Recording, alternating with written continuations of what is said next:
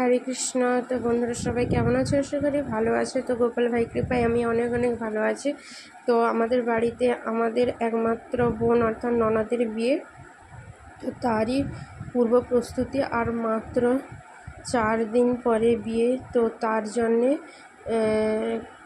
প্যান্ডেলের সমস্ত বাঁশ চলে এসেছে। তো দেখো এই জায়গাটা একটা ছোট্ট প্রোগ্রাম হবে।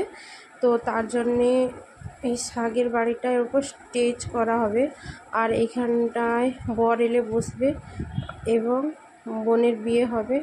আর ওই দেখো মা বসে আছে, বোনের যে বিয়ে হবে তার জন্য প্যান্ডেলের সব বাঁশ ফেলা আছে। তো মা এরপর বসছে, ভাবছে আমার মেয়ের বিয়ে হয়ে যাবে। তো দেখো মাকে তাকাতে বলছি, মা বসছে। তো দেখো পুরো বাড়িটা, পুরো প্যান্ডেলটা যখন হয়ে যাবে কত সুন্দর লাগবে। তো তোমরা সবাই আশীর্বাদ করো বোনকে। রাধে রাধে, হরি বল, হরে কৃষ্ণ।